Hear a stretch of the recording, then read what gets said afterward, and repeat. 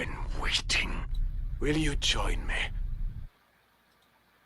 Hello, welcome to Star Wars. My name is Phill, of course. I'm joined as usual by Robin. Good evening, Robin. Hello.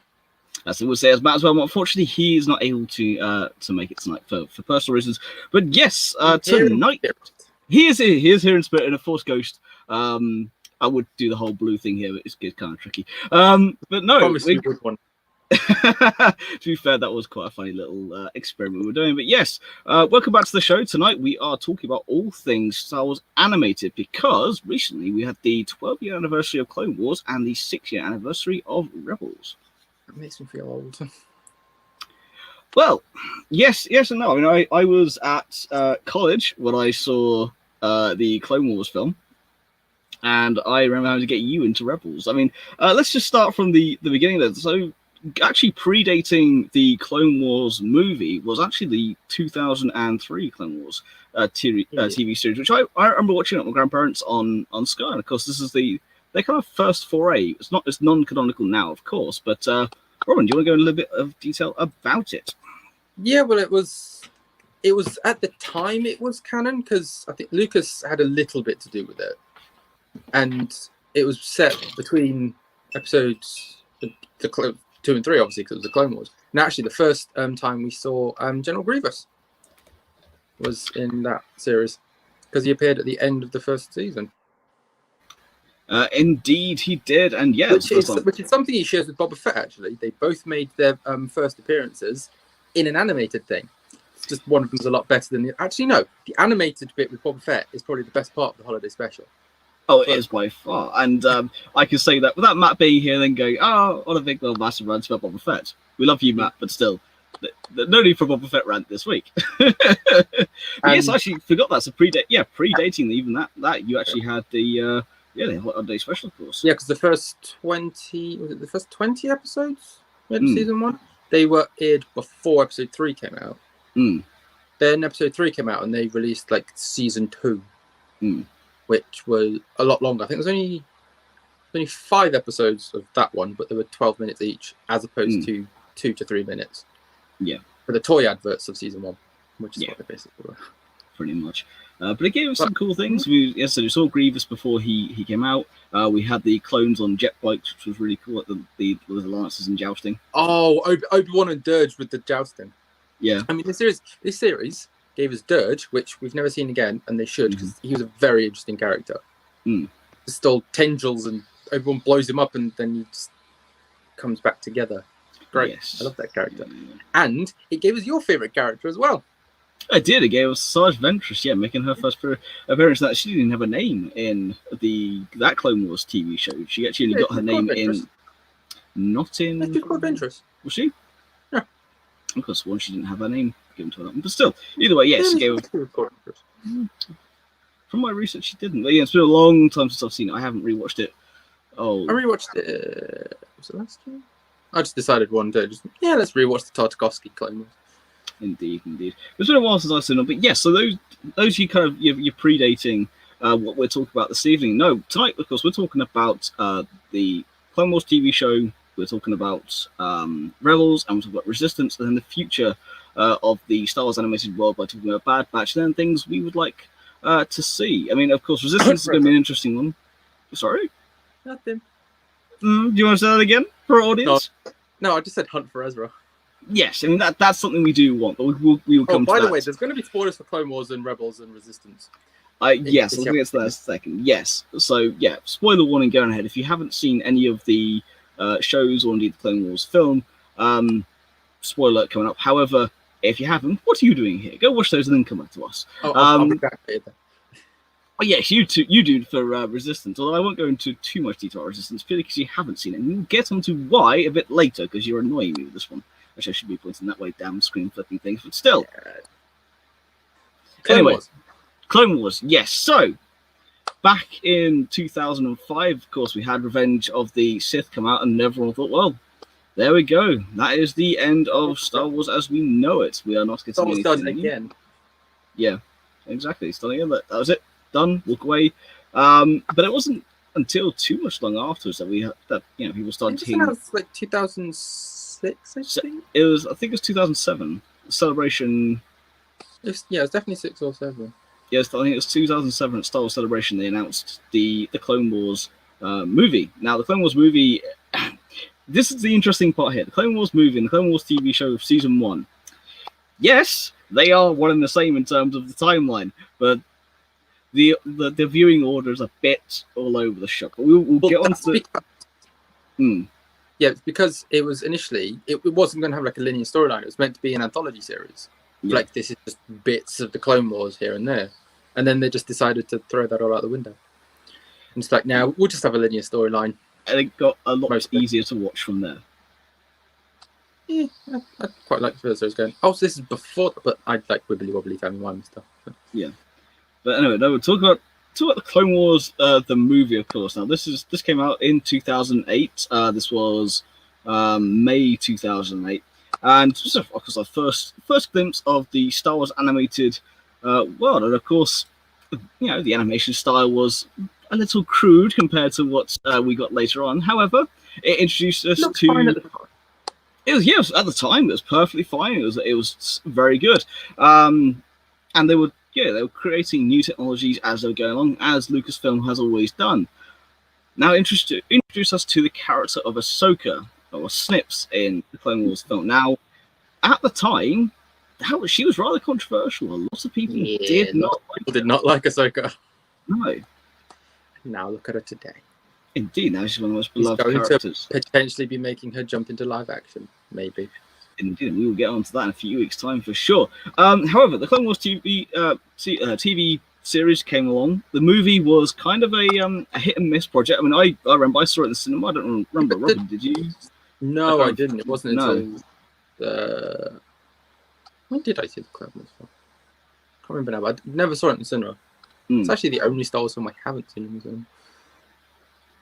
But it's a cartoon. I'm not really interested in it. I think it took like a couple of years before I actually started to watch the Clone Wars. It did, but then I remember it took you a couple of years afterwards to get me into watching the show because I saw the film. Like, you need to watch Clone Wars. You need to watch it. But you'd seen the film. I'm like, no, I don't want to watch it. I was like, just watch it. It's great. Yeah. But the thing about the film is, it was made as episodes of the series, and Lucas came in and said, this should be a film. So they just took, I think it was a 3-parter, made it into a film and released it as a film when it was supposed to be part of the series. Yeah. Well, it does fit into part of the series now. If you actually get a watching order, you can find out exactly where it fits. And it's a fairly good story. But of course, yes, we're introduced to the character of Ahsoka, but myself, like many, were put off by this film. It wasn't the Star Wars we remembered, and it was good, but it wasn't great. Now, arguably, the end of the Clone Wars Series 7, that last 4-parter, that should be a movie.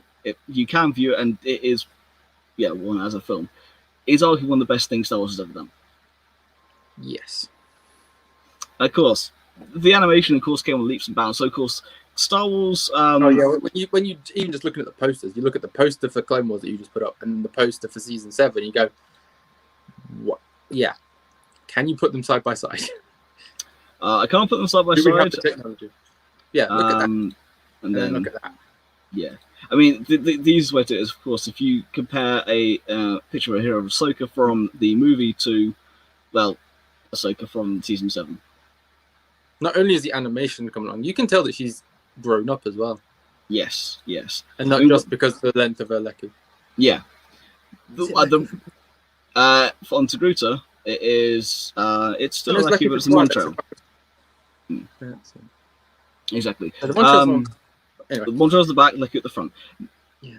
Anatomically, differences between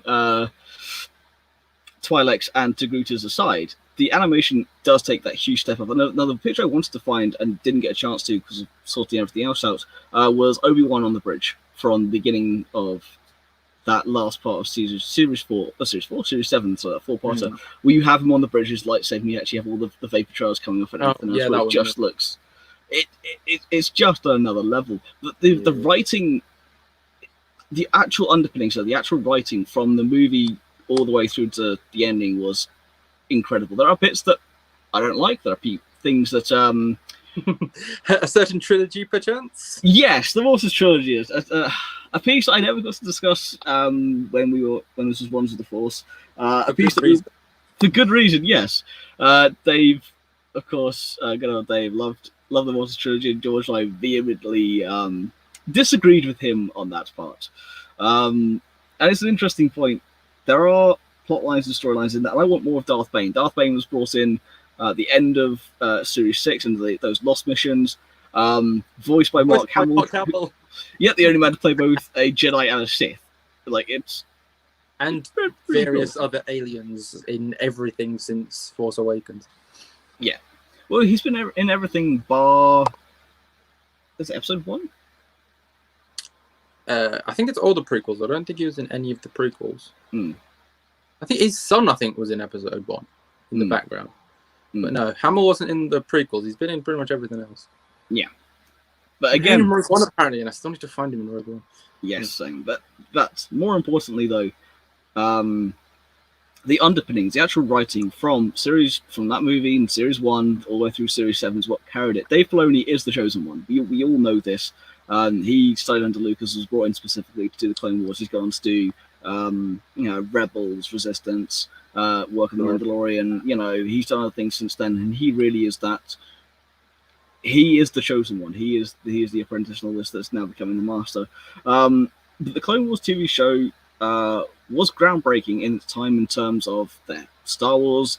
The films had ended. We'd had the complete story. This was just filling in a gap. It was a nice gap to fill in. And it's one of those things that it introduced us not only to Ahsoka, but to Captain Rex. Introduced us to even more so Admiral Yularen. So then by the time you get to episode 4, that one guy from the ISB, and of course, it's like shiny cloak, you now know who he is. It gave you little glimpses here and there, and that one throwaway line we had in episode 4 now had an entire story. Yes, it was explored a little bit in the end of episode 2 and of course episode 3. But this game but that's so the much thing. more. It starts in episode 2, literally with the line "Begun the Clone War has," and then you see it end in episode 3. You're like, here's this big mythological thing we heard about in episode 4, and we literally see the beginning and end. Where's the middle bit? And then we got it on TV. Exactly. But I do think, though, it had to be a TV show. You couldn't have told the Clone Wars story as a film. Definitely not one. It would have to be a series of films. You could probably get away with at least a trilogy. But at the same time, this is the type of thing that it needs to be a TV show because it gives you more time. The actual nature of the story suits an episodic saga over a TV show, over a film. This is why they want it to be an anthology thing, because they're like, we're telling a story about a war, let's just do it as an anthology, just like jump in and out in time, and then they just realise it didn't work. That being said, those last 4 parts of season 7, if you haven't seen it, it's hard for me to put into words what you're missing out on, because not only is the animation incredible, the writing's phenomenal, it will break your heart, and it will fill in gaps, and there are pieces that when you put it together episode 3, it just, it's good. It is good. That animation has come on leaps and bounds. The nature of the Clone Wars itself, as I said, lends itself to being more of an episodic tale than anything else. Now, the other TV shows we're going to talk about, they don't really have a place as a film. They are written as TV shows, whereas the Clone Wars, as you said, was supposed to be an anthology, and then got, no, why don't we make this properly? So, Robin, I'm gonna put this to you. From the Clone Wars, from the movie through to episode 12 of season 7, favorite characters, favorite moments. What's your fondest memory, and what's your least favorite memory? Really don't know. I mean, Phil, why'd you have to make me think? That's my job.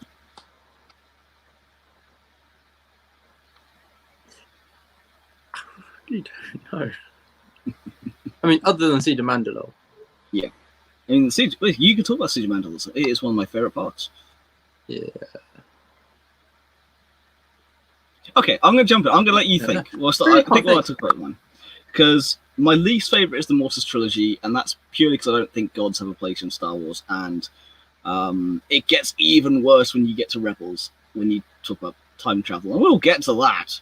However, that being said, I do like the son He is really cool. I do love the moment where Anakin sees his future. That is a cool part of it. So even in something I despise, and then Natalie has to forget. Yeah, and of course it brings back Liam Neeson as role of Qui-Gon Jinn. And Prunella August as Shmi Skywalker. This is very true. People tend to forget about that part.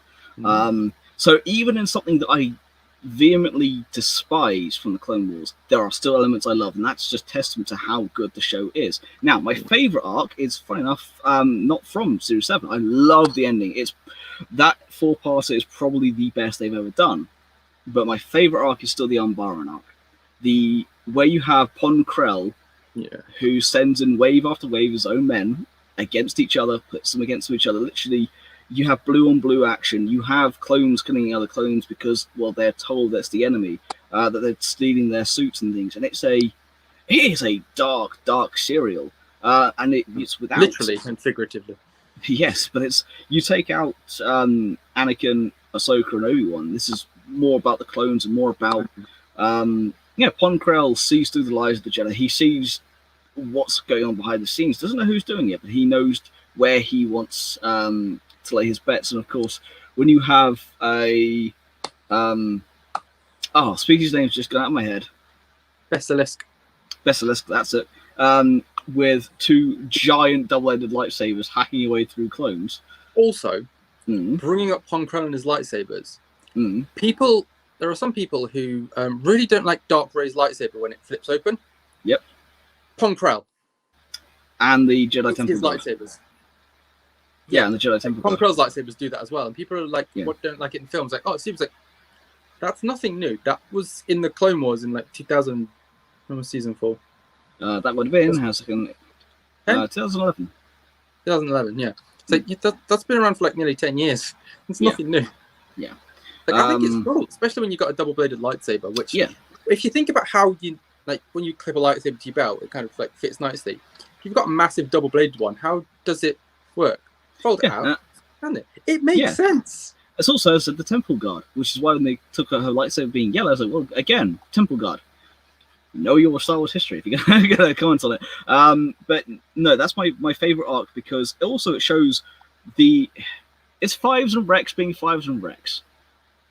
It's the clones taking their own initiative and the clones seeing through what's going on. The fact that they have to execute one of their own as well is just it's harrowing. It's the darkest arc for me of the Clone Wars, but it's very humanizing because it looks at the human emotions. It looks at the emotions of betrayal and hurt, but it also looks at those.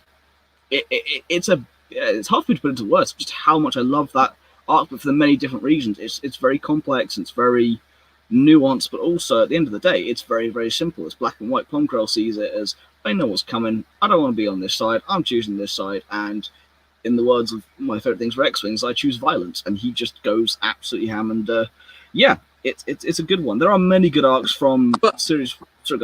It also shows the clones good soldiers follow orders because they don't even think when they see the other clones. They just start shooting at them.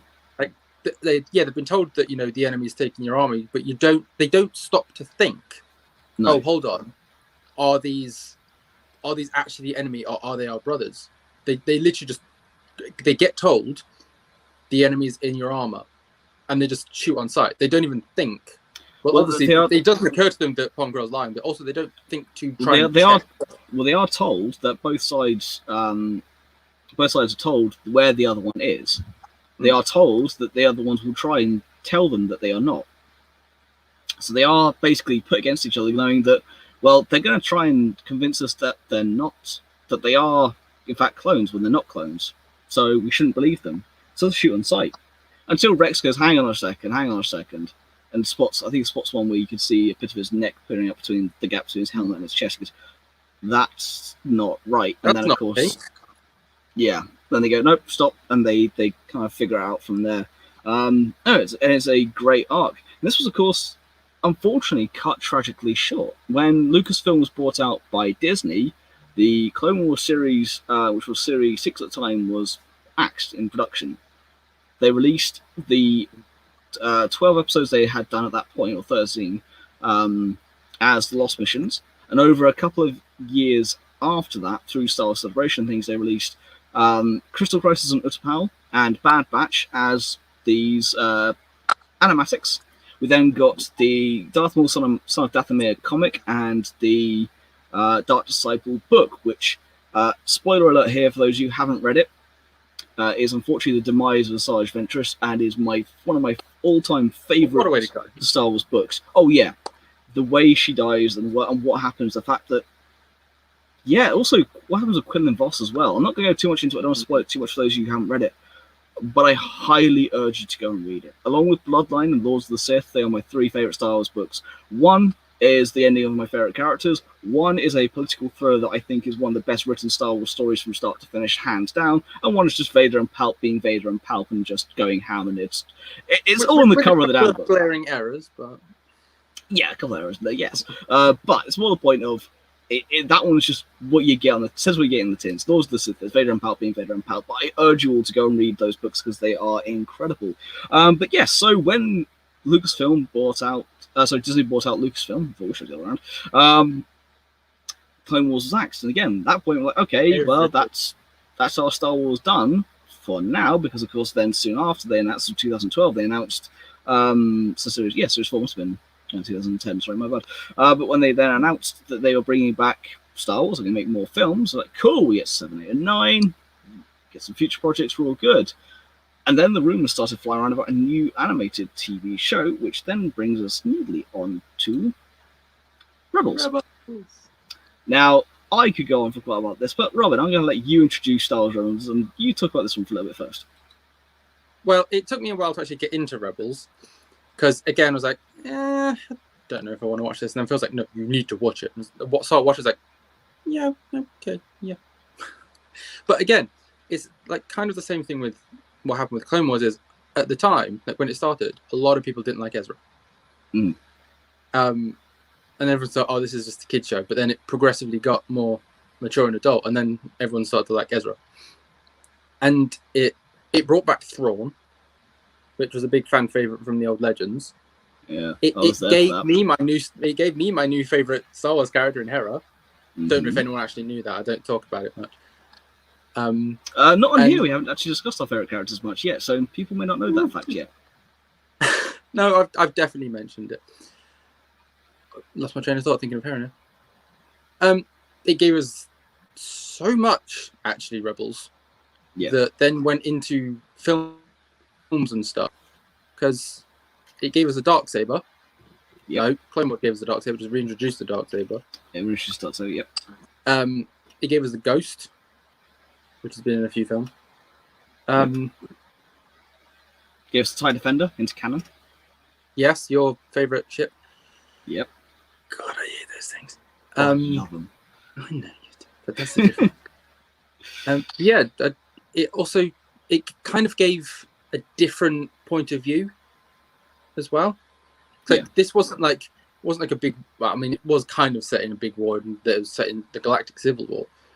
But it was also just like these new bunch of characters that just like, they eventually became part of the rebellion, as pretty much the entire galaxy does, even half the Empire. But it was just like a different point of view of the galaxy and the universe, which is like one of the things I like. Is like, yes, eventually it broadens out into the wider universe, but to start with, it was just like this little group, like kind of doing their own thing. Yeah, and then eventually they became embroiled with the wider rebellion and just the wider universe in general. So Clone Wars was in itself a tale we already kind of knew. Rebels was we knew like most of the main players. Yeah, whereas Rebels was not. Now, Clone Wars introduced us to a couple of characters we didn't know whether they were going to live or die. We didn't know. So you had a basic overall arc, but Rebels was brand new from the start. And Series 1, the first half of Series 1 is kind of, to say it's kind of Disney is to do it disservice. It's a lighter opening, because by the end of the show, it is dark as all hell. And to be fair, though, I still think Season 3 is their magnum opus. I still think that Season 3, especially the ending to that when Thrawn nearly crushes them and bombards the planet and everything else, it's one of my favourite moments. In fact, doing when it just shoots Tom Baker in the head. Yeah, I mean, when it... Oh, God. getting my bits and pieces ready for today, it made me really want to watch Rebels purely by thinking about, especially season 2 and season 3. Because season 2 gave me my all-time favorite animated moment. And I'm going to get onto that in just a second. However, the first half of series 1 is light. Then it gets progressively more mature and more darker, but the overtone is still that of fun. It's still a show aimed at a younger audience, but it has a more mature theme over the top. It's a multi-layered show. Resistance doesn't have that as much, and I will get into that in a second. But Clone Wars was different. Clone Wars, you had stories that were very much aimed at one target audience, here's stories aimed at another target audience, but here's an overriding arc. Whereas Rebels, I felt was more complex. I actually felt Rebels has a deeper meaning to it. It's actually a more complex show, and the characters, where you're focused on one group. The Clone Wars is so large, whereas Rebels is focused on a small group of heroes. You have, of course, Hera, Sabine, Chopper, Zeb, Kanan, and Ezra. I love the show so much, I've cosplayed Kanan in the past. I would say I still can cosplay at the moment. Of course, no one can cosplay at the moment because there's nowhere to go. It's fine. Yes. No, I need to work on Kanan and improve him and get him better. I must admit, the one story I do wish is that they had told us where and how Ezra went from his blue crystal to his green crystal. Now that is a story in of itself that would have been cool, because this proves that, I can use an outside example, like in Doctor Who, when they now made you aware that when you regenerate, you can be a man or a woman or whatever gender it is. When you change as a person in the Star Wars world, the Jedi, they discover who they are, what they're meant to be. Their personalities change, and as their personalities change, the crystal reflects that. The crystal is symbiotic with them. It's the whole point is you feel the energy flowing through the blade, through you. It's a harmonic balance between the living force inside you and the living force inside the crystal. It's a very much a one and the same, which is why when you Sith crystals are that much more interesting, because they take a Jedi crystal that they take this crystal from somebody else. They pour their hate, their anger, their fear, their malice into this crystal, and this crystal ends up bleeding. That's what gives a Sith crystal its red hue, whereas a Jedi crystal is an embodiment of the living force within in the Jedi. And of course, Ezra went from blue to green, and he's went from a more spiritual side, more of the Obi-Wan style, to more of the Qui-Gon, Mace Windu side. Except no one can have a purple lightsaber except Mace Windu until the High Republic comes out. Well, yeah. Sorry. Don't forget. Oh yes. Well, Luke has a purple lightsaber, which is just so cool. He also has a yellow lightsaber as well. Like, Luke is cool, right? But the yellow one. Hey, Luke has got the other one in the comics at the moment. Yeah, I'm not up to date on the comic. No, but that's a subject we could go into for a hell of a long time. As comics, we will do that at some point. Trust me, that's something Rob and I do really want to do. But no, it gave us a family to look at, and it gave us looking at the intimate struggles of the regular citizen. Now, one of my favorite examples of that is season 1 and Tarkin Town. Yes. And of course, Vader at the end of it, burning it. It's like their compassion will bring them back. It's harrowing, and the more you get into it, the darker it gets. One of my favorite moments from season 3, and it's a funny moment that shouldn't be funny, is when Thrawn is aware that in his Sinar factory, machines are going wrong when they take off for test. These speeder bikes, when you ride them at full throttle, will tend to blow up. So he goes, okay, picks whoever built this one, kind of step forward, puts them on the bike, goes, okay, well, now it's breaking up. Go on then, you built it, push through it. And he ends up blowing up and killing the rider. Now, it's kind of funny, but it shouldn't be. It's a very dark moment, but you can't help but laugh at this.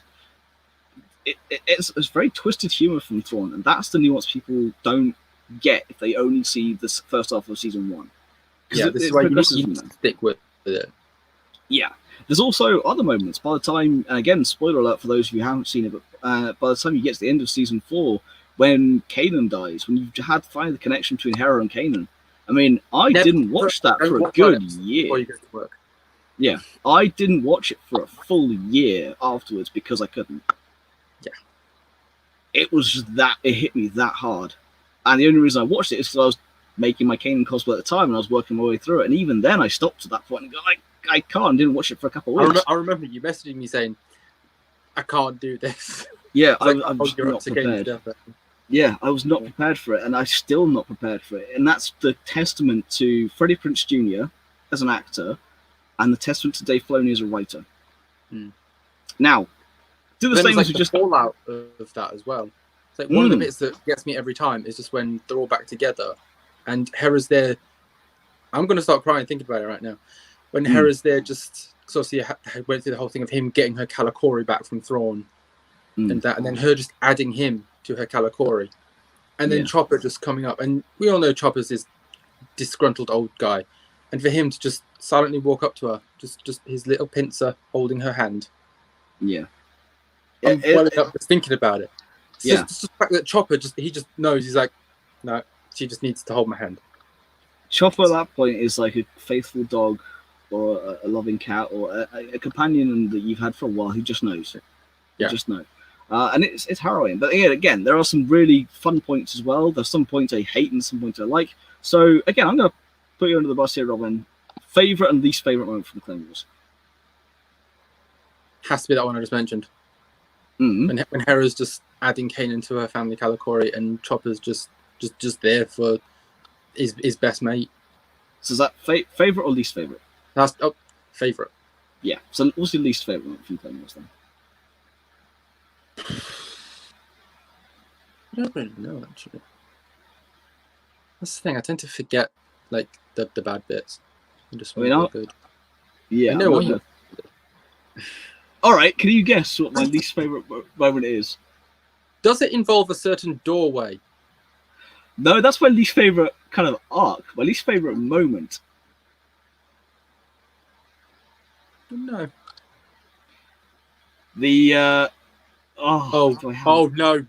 no. Sorry, I've just remembered. Yeah, I've just remembered. Go on then. It's when a droid is just floating in space and then just starts singing to these weird butterfly things. God damn, I hate AP5. Yes, I know you hate AP5. Annoyingly, he's so useful in X-Wing that I have used him on several occasions to great effect. And it annoys me no end. My favourite moment, however, and this gets ruined by Series 4, though. Fight between Ahsoka and Vader in the end of Season 2. James Earl Jones, Matt Lanter, together as Vader, as one. Oh, God, that gives me goosebumps every time I watch it. Yeah. It is just... It's Ahsoka versus Vader. It is quite literally the apprentice versus the master. And when you have that bit at the end of Season 1, it goes, the apprentice lives. And it's just... That's beginning of Season 2. Oh, it is beginning of Season 2, yes. But it's that moment of... It's just... Oh, this is just so cool. Yeah, and then Ahsoka's like... Oh, hang on. Ahsoka basically says, that's not a presence I've felt since. Yeah. And she just senses something from him. It's like, but it can't be him. Yeah, and then when that moment when she realizes who it is, he's like, oh. Yeah, and just that line of, the apprentice lives. Yeah. James Earl Jones just knocking out the park. Thank God he came back to do Vader, because... Oh, there's a reason why Vader's one of my favourite characters of all time. I can't help it. He's just... Vader is just awesome. But James Earl Jones coming back. Again, he did it, for course, for Rogue One as well. And I think if he ever gets asked to do Star Wars, he just comes back now. Well, he did it for Rise of Skywalker as well. He did. He really did. And it was... Oh, again, that's one of my favourite parts of Rise of Skywalker. A film that is flawed, but still love it. Every voice inside your head. Yes. But talking about World Between Worlds and time travel should stay the hell away from Star Wars. It does not belong in Star Wars. See, yeah, because like I'm a massive Doctor Who fan as well. You can probably see in the background. So I like time travel. But when that happened, I was like, time travel in Star Wars? Where? How? Yeah. Why? No. But I mean, it's not. There you go. How's it? Force Ghost time. There we go. Phil's now a Force Ghost. Yeah. I mean, it kind of... It's weird because it kind of is and isn't time travel. Kind of. Except it is. I mean, you can't do it if you're a Sith. Because the Emperor couldn't do it. I mean, he got his Force fire in there. And he was about to get in there as well. But, yeah.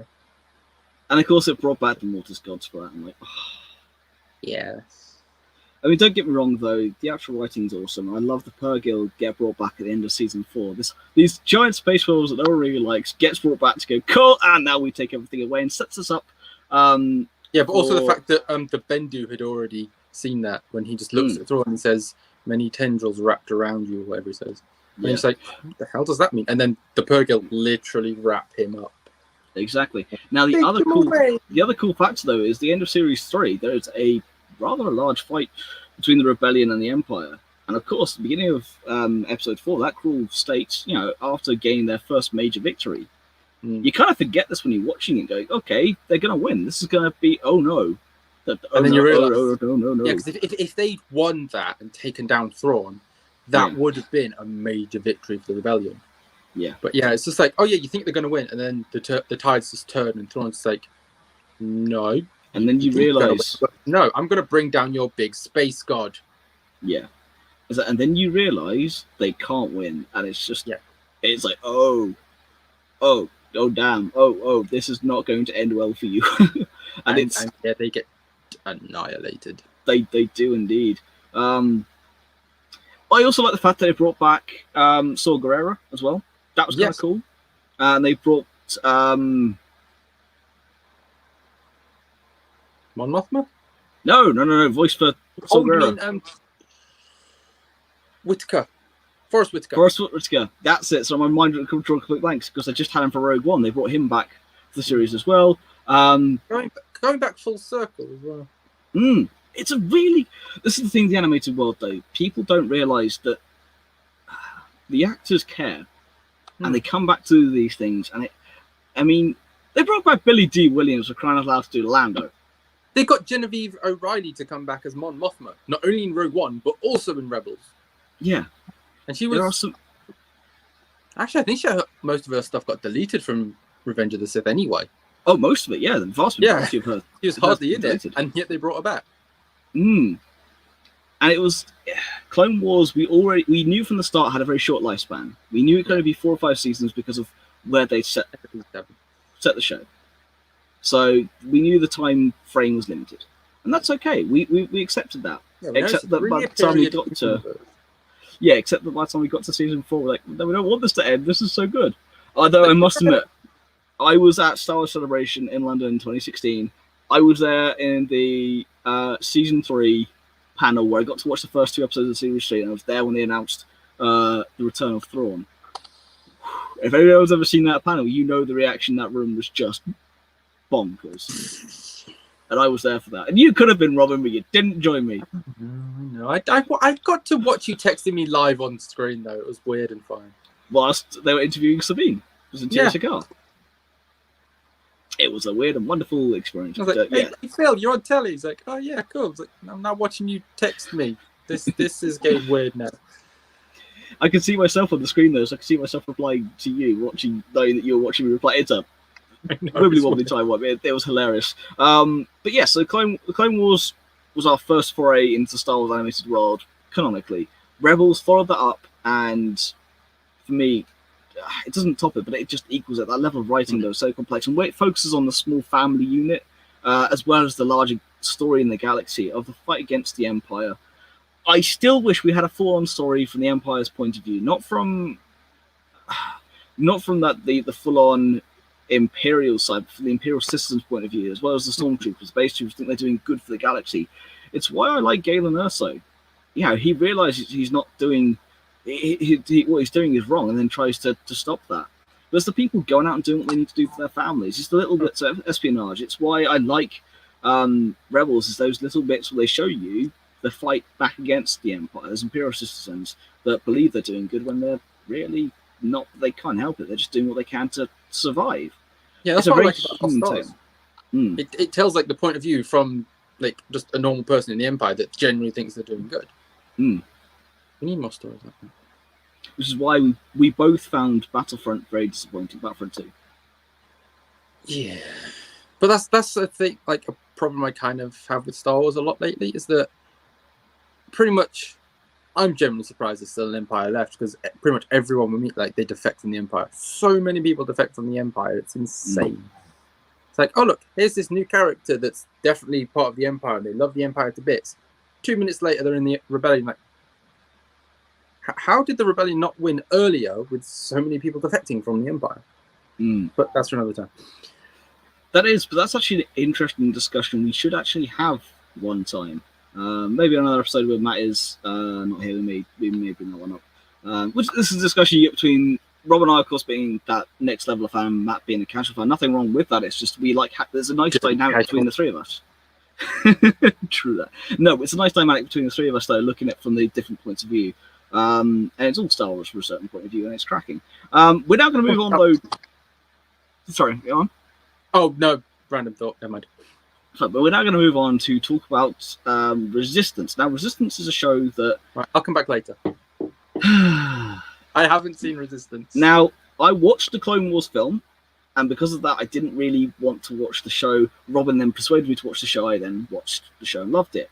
Because of that, I watched Rebels, and I loved it. And I had to persuade Robin to get into watching Rebels, and then he ended up loving it. I have watched Resistance, although I haven't finished watching season 2, and there's a good reason for that. And I need to finish watching it, and we'll watch it. And Robin, again, trying to persuade him, has not picked it up yet. Now, it's become a bit of a joke, funny enough, running between us, that he just refuses to watch it until it's all out and he has no excuse. Well, yeah, both seasons are on Disney Plus now, so I actually have run out of excuses. Yes, I was about to say... Other than, no, I actually do have one more excuse up my sleeve. It's just funny at this point to really annoy you with not watching it. This is true, but then again, you're depriving yourself of a good Star Wars story. Now that season 2 is fully on Disney Plus here in the UK, I will be watching the end of it. And I will probably actually end up watching it after we've done this show. And that's by the by. Resistance. When Resistance was announced, people took one look at the animation style and just noped out of there, which I think is a shame. I think is a really big shame. The story is okay. There are very good moments in it. There's also a lot of filler in it. It only has 2 seasons as well, which... Blimey. Sorry, I was looking at the picture. I was just trying to figure out if the alien dude was holding a frog. Niku, yes, he is. He is holding a frog. Okay, I was right then. Niku is voiced by Josh Brenner. He's a really funny character. One of the characters, Hype Phazon, which I don't know if Hype Phazon, is voiced by Donald Faison, a.k.a. Turk from Scrubs, and my god, is he hilarious in this show. Now, the animation style was one that people weren't quite sure on, and yes, this is very Disneyfied in terms of the very start. Season 1 is very much like Season 1 of Rebels. It is quite light. It does get darker towards the end, because it actually intersects with Episode 7. It's at the same time as Episode 7 and Episode 8. So by the time you get to the end of Season 2, it's fully immersed in the First Order and what's going on in the wider galaxy. I need to finish watching it to then find out the full ending myself. I gave it a full-on chance because I'm like, you know what? I gave Rebels a full-on chance when it came out. I didn't give Clone Wars a chance, but I gave the other 2 a chance. I'm going to give this a chance and watch it. There are some good characters, some good moments. I geek out slightly for a certain reason. I'm going to come to it. Actually, no, I might as well do it now because I haven't had a chance to discuss this properly on any format yet, but the whole thing is between aces. They do races on this platform. The races are also fighters, so they can defend the platform from pirates and indeed the First Order. They actually then brought them into the Rise of Skywalker. This is Tora's ship done by ILM, so this is the actual official rendered image from the Rise of Skywalker, and it looks amazing. The fireballs in there, a few other ships are in there. However, the one thing I love, now I am a massive motorsport fan. Robin, you can tell me what A-wing. Yes, the rear is the end of an A-wing, yes. Sorry, I just noticed that. Yes, you're a massive petrol head. I love this you love ship. using cars. Because this ship here, Tora's ship, looks like a 1971 Golf Porsche 917 short tail. That is, tell me if I'm wrong, that ship You're wrong. The car doesn't have A-wing engines. You gotta admit, though, it looks so similar.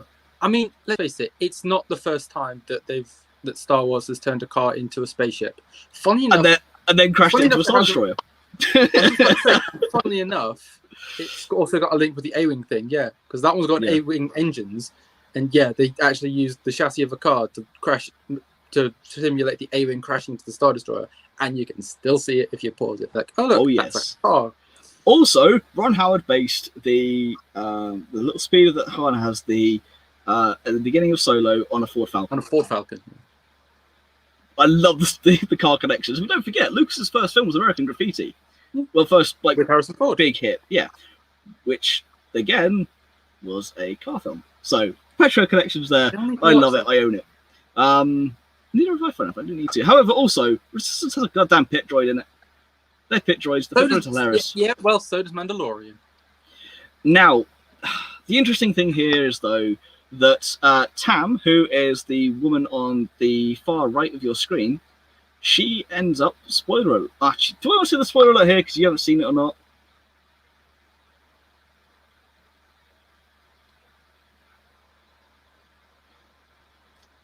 Spoiler alert, because she defects to the First Order. This actually I'm going to watch Resistance by the end of the week. Huzzah! You heard it here first. Once I finish rewatching series 3 and 4 of Doctor Who, I will watch Resistance. There we go. Just took one little thing. I'm going to finish watching because now I'm actually interested to have someone from a certain point of view, good side, actually defect the other way. And you see that's why actually interesting. Amazing. Yes. Okay, now that I know that, it's a good job you actually said that, because now I am actually going to watch it, because that's actually interesting. Now, there's also a good episode for Captain Phasma, which, I've told you this. There's an actual episode where I like Phasma. Hold on. Have I just fallen through a wormhole into a parallel universe? No, you have not gone for a world between worlds. You just said good episode with Phasma. Yes. That it happens. I'm sorry. I can't process this information because good and Phasma don't go in the same sentence. I mean, you know something was wrong with this. Well, kind of one of the reasons I didn't want to watch the series was in the press release when they said fan favorites Poe Dameron and Captain Phasma. I was like, is the writers the only fan of Phasma in this? No one's a fan of Phasma. Do you wish to tell the audience about my disdain for Captain Phasma? And also, the fair chances I have given her as well. Oh, yes. You hate her so much. I mean, she's rubbish. She does nothing. Basically, her defining moment is shutting the defenses down of Starkiller Base and then get thrown in the bin. And yeah, Phil, you've tried. You've read the comic. You've read, I say her book. It's more Vi Moradi's book with what's the other character's name that talked about? I can't remember. Is that Lieutenant Hughes? No, it's one of the people that was with Phasma. Because the whole plot of Phasma is Vi Moradi gets Captain Rivas? No, it's not a First Order person. It's one of the people from Phasma's own planet. Okay. Because basically, that person tells this story to Vi. Yes, she ends up in a cameo in her own book. Yeah, it's called Phasma, but you don't. Yeah, it's. So I have read the book. Robin's told me all about it. I have read I read both her comics. I have given her a fair chance in everything, and I cannot stand the character. Nothing against Gwendolyn Christie. Oh, Gwendolyn Christie's great. It's a shame she was given such a rubbish part. Phasma's rubbish. They're like, oh, this is the new Boba Fett. And it's like, you can't, as much as we kind of deride Boba Fett a little bit when Matt's not here. Oh no, I do it fully when Matt said, just to wind him up. Yeah, I know. But yeah, like Boba Fett just happened. You know, it's just like he looks cool. To be fair, that's pretty much all Boba's got. The prime example of that is FM2199, or as people love to call him, TR8R Traitor. Yeah. It's like, yeah. He's the Boba Fett of Force Awakens, not Phasma. It's like, yeah, it's great looking all cool and shiny and stuff, but when you're just useless and rubbish and an abject coward. I could go on a rant for a long time about Phasma. However, there's an episode in this where she is actually pretty awesome. You make it. You're hurting my brain, Phil. You just said Phasma's awesome. in one episode of a TV show. Yeah, but still, you just said Phasma's awesome. Yeah. Hey, you just made my whole life a lie, Phil. This is what I call having an this is what I call, for me personally, having an open mind. Is I can view her and all of her subject matter and pick one bit that I like. The rest of it, disdain. But at least I can go. I gave her the third, and this is my whole point actually. When it comes to Star Wars, when it comes to like Rise of Skywalker, any bits where any fan has any issue, as long as you have an open mind, as long as you are willing to accept that other people have different opinions, that's all that matters to me. I love certain parts. I don't like certain parts. I like the Rise of Skywalker for certain parts in it. I love The Last Jedi. Some people we know don't like anything other than A New Hope and Empire Strikes Back. That's okay. That's their opinion. But I try and give everything a fair shot. No, but speaking of giving things a fair shot, I want to kind of close the show by talking about the future of the Star Wars animated world. Now, Resistance has a two season lifespan, and I think it's very evident where the money ended up going. It went on Season 7 of the Clone Wars, and for damn good reason. Yeah, I mean, to be fair though, don't get me wrong, the animation style is what put some people off, especially put George off back in the day when we were going through it on Ones of the Force. And then again, that's okay. They didn't like it. We didn't force to watch it. Dave and I did the reviews on that, and it's something that we never finished, but it's something that I may go back and finish at some point myself. But the Resistance shot I gave a good shot to, and there's some bits that end up in the Rise of Skywalker, and it ties in. It's a nice little show, but I want to close the show, as I said, by talking about the future of the Star Wars animated world, and talk about something that's been fairly controversial in some aspects towards the end of Clone Wars Series 7, which is, of course, the first few episodes of the Clone Wars were a completely redone version, in terms of the animated finished up version of The Bad Batch. Now, the Bad Batch, or Clone Force 99... 99, yes. I like that touch. No, Clone Force 99, or The Bad Batch, we were introduced to via the animatics at Star Wars Celebration. They were on StarWars.com for a long time. They're not on there anymore, funny enough, because they don't need to be. They changed a few details in it. Of course, now you have it where Obi-Wan knows about Anakin and Padme. Oh, I love that change. I mean, that's a bombshell and a half. Yes. Although they then took off the pin-up version of Padme off the side of the lats, so give or take. That does turn up in Rebels. Yes. Because Rex and Wolf and that lot, they have it in their ATT. Yes. Is it Warthog that has the clone and Plo on the side of the lap? It might be. I think so, yeah. The Plo's bros. Yeah. Fine. Yeah, because... Can't remember. Yeah, because fair enough, in TTS with the X-Wing, when you spawn Warthog, you now get that on the side. Someone's actually made the model of it. It is fantastic. Anyway, not the point. So a few people that we've spoken to they're not a huge fan of the Bad Batch, because the Bad Batch was a here's your guns blazing moment of Clone Wars Series 7 that we already kind of knew, and those first 4 episodes were kind of wasted for some people.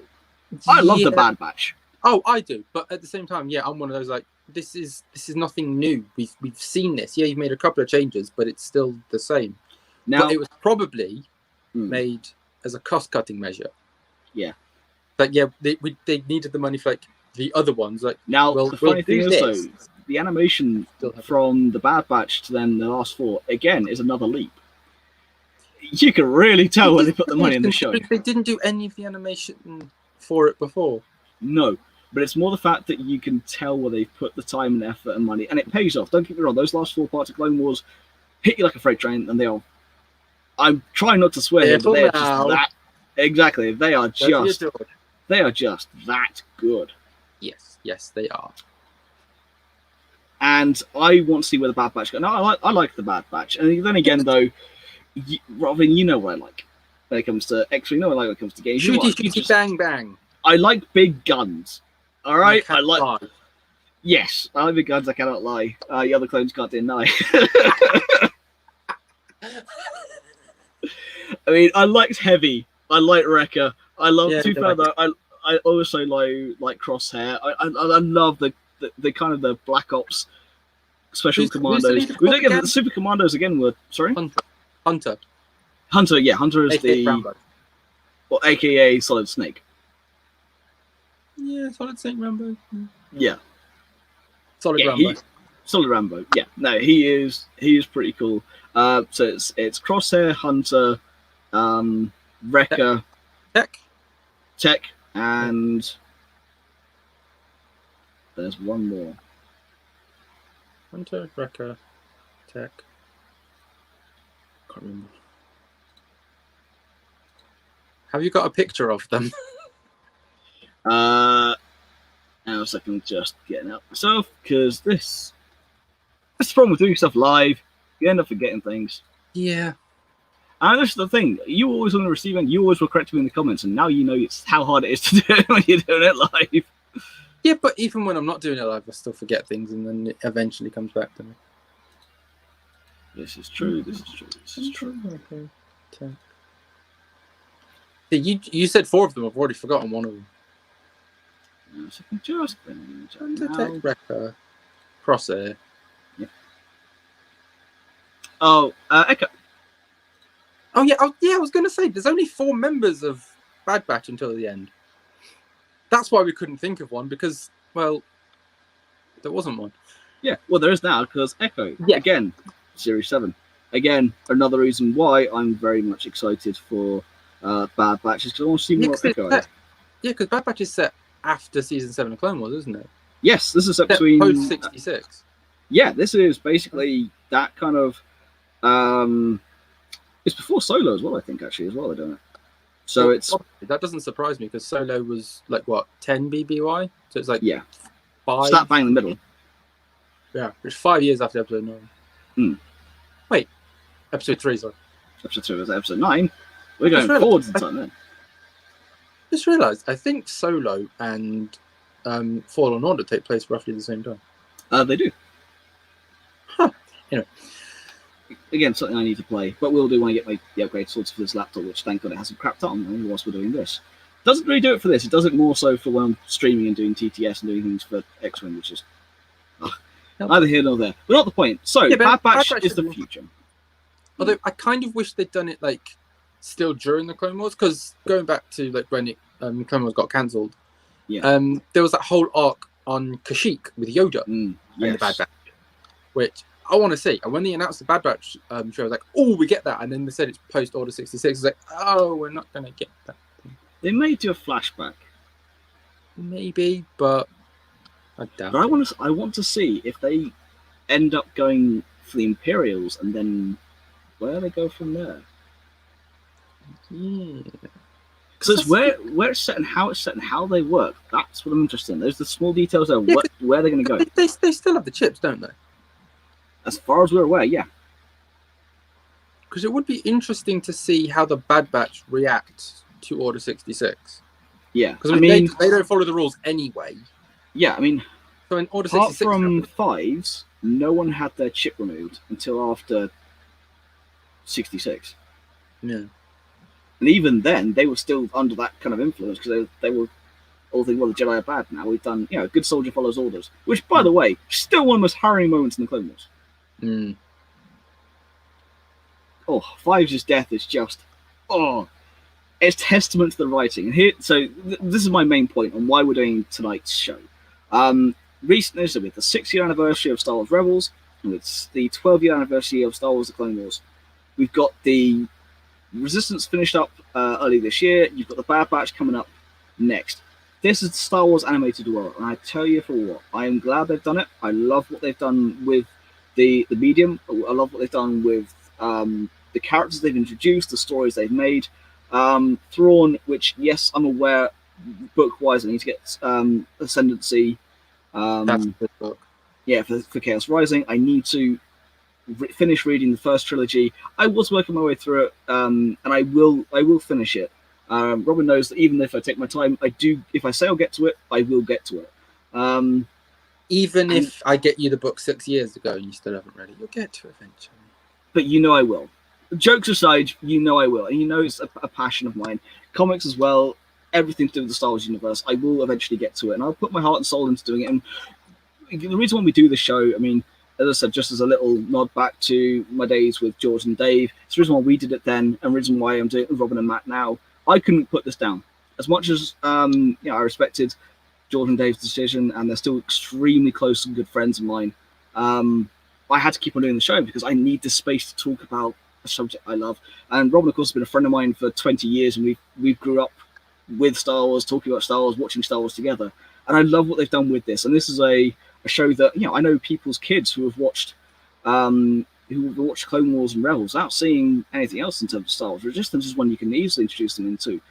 It gives the young audience a way in. Star Wars is always made for kids anyway, but it gives them a way into it. Mandalorian and the live action shows is definitely going to be aimed at the more mature audience. That's okay. Absolutely. I mean, Mando especially. I mean, the first episode when he cool. chopped a dude in half with a doll. Yeah. Yeah, that's not for kids. No, it is not. However, whether you think it's below you or whatever you think in life when it comes to Star Wars, the animated shows, I highly recommend them. I think Bob and I could both recommend them. Matt has watched them. He's not a huge fan, and it's why we're talking about this when he's not able to make it. But also, it's why a couple weeks ago when Robin couldn't unfortunately make it, we're going to do it then the week after the anniversaries. We saved it for tonight for when Robin was back. We didn't know Matt was not going to be here. However, it's something that I'm very passionate about. Robin and I are very passionate. We've watched the shows over the years, and I highly urge any of you to go and give them a shot. I would say start with Clone Wars. It's a nice, easy introduction into the animated world. It's in a story that you don't know very well, but in a setting that you are very familiar with, and it's a good shot. If not, if you want to go original trilogy, then watch Rebels. Or if you're interested in the sequel trilogy, watch Resistance. You get one for each. Pick your poison. And as a famous weekly would once say, my friends. So everybody wins. Everybody gets a bit of Star Wars at the end of the day. And I think it's about really well. We'll kind of wrap it up tonight. It's a nice little look at where the animated shows came from, where they've been going. But as a final point, we've got Bad Batch coming. But Robin, if you could get one Star Wars story as an animated show, what would you pick and why? Like, what era, what kind of story? It doesn't have to be one we know very well. You can pick anything, but what would you want to do and why? I mean, I have two, and I don't know which one to pick. Because, I mean, I said it at the start, and I'll say it again. Hunt for Ezra. Yep. Because we think that's coming at some point, though. Yeah, the finale of Rebels did set it up. Like Ahsoka and Sabine going off on adventures trying to find Ezra. But I also want to know more about Chopper. I want to see, I want to see Chopper in his Y wing during the shutdown and run off, and then just the little Twilight girl just walk up to him. Hera and Chopper's first meeting. Like that can be like the end of the series. It's like just the life of Chopper before then. He meets Hera. Because I want to know more about Chopper and like what he was doing during the Clone Wars and stuff. Because he's a very old droid. Yeah, he is. He's like older than R2, and R2 is an old droid. It's like R2 is like grumpy middle-aged dude. You know, Chopper's like the grumpy old granddad. But yeah, he's a bucket by the time he gets a Resistance. Yeah, you mean Bucket? Bucket's awesome. I know of Bucket. Yeah. Sort of because of Lego. Either a series of Chopper or Hunt for Ezra. And Hera can be in both. Hera could be in both. So yeah, there you go. So the Hunt for Ezra was one I do think will get coming. For me, I think we'll get it, but I think I want a tale. I want a series set around the High Republic, but I want to be around Darth Bane. I want to know more about Darth Bane, because of course, when you have Yoda talk to Darth Bane, so you are the one that introduced the rule of two. This is something that was only in the old expanded universe. It's something we've not had since. We have a couple of throwaway lines, and this is what Star Wars does best. AKA, the Clone Wars, one throwaway line in Episode 4. Rogue One, an episode throwaway line from the crawl of Episode 4. Come on, we've done it before. Give us the tragedy of Darth Plagueis the Wise in canon. Give us these. I keep forgetting that the Plagueis book isn't canon anymore. Yeah, which sucks. It was a good book. Yeah. So give us these tales, please, Filoni. We need this from you. But hold on. Bane preceded the High Republic. Yeah. So how would it be a High Republic one? I want a High Republic one. Oh, High Republic one. And I get you. And a Darth Bane one. Yeah. Okay, But High Republic, you could have Darth Plagueis. It's set 200 years before the beginning of Episode 1. We know that Plagueis lived a hell of a long time because he could stop himself from dying. Well, no, he couldn't. That was the whole point of that tale. Well, he could prolong his own life to a point. I mean, to be fair, they should literally just make the Plagueis book canon. Because, I mean, yeah, you see him training Sidious. You actually even see Sidious first meeting Dooku as well. Mm. And you also see Plagueis' death. Because in that book, Plagueis was technically around during Episode 1. Mm. It's just one of the things like, he's in the background. And when Palpatine is elected Supreme Chancellor, that's when he killed Plagueis. He's like, I've outgrown you now, and he just kills him after he's just been made Chancellor. Make that canon. Mm. Yeah, I mean, there are a lot of things that they could do, but series would be good. Plagueis series would be good. So many they could do. But I do think they'll do a High Republic series with the comics and the novels. I can see an animated show coming. Maybe a live action one, but I do think they'll do animated. I think more likely. Hey, the other thing that actually I really want to hark back on quickly for you in the show is my other favourite I just thought about is the fact that in Rebels it shows you that not all crystals come from Ilum, which is a cool little fact that we didn't know. And then they turn Ilum into Starkiller. But again, I mean, it makes sense with all the bloody kyber crystals that are there. But this is the one cool thing about Star Wars, though. They take the Ghost, they put it in Rogue One, they put it in the Rise of Skywalker. They take Hera is in Rise of Skywalker. Yeah, and Chopper is visually in. Also, Rogue One. In his Fireball is in. Kazuna Xiono's in. Yeah, all the aces. Kazuna Xiono. You do have Toradoza. You have Hype Phazon. I can't remember the name of the other aces, but you have. He gets name checked in the novelization and gets told to shut up. Yeah, well, he's very excitable. I actually quite like Kaz. He's a very interesting character. It's also a series without Force users. It's really cool. Anyway, you'll watch it in a bit and you'll love it. But for now, though, I think that's about it. Robert, is there anything else you want to add before we close the show out? We need more animated stuff. I mean, that pretty much rounds up what we were talking about for the last hour or so. So yes, completely. But I hope you enjoyed this celebration of Star Wars animated shows. As a closing note, when it comes to the show, the audios are coming. We've been very lackluster on the side of promoting the show, putting the audios out, and putting everything out. There are reasons, very legitimate reasons behind the scenes as to why I can't do that currently. It's called 2020. It is. But there are very legitimate personal reasons why I can't get that done at the moment. There are legitimate reasons behind the scenes why all three of us cannot get certain things together. We will be getting it all sorted by the new year. Everything will be on Stitcher, Spotify, Podbean, iTunes. We'll get everything sorted for the audios. They are coming. I'll get back to doing the publishing shows as well, new shows as well. We've got reviews coming up.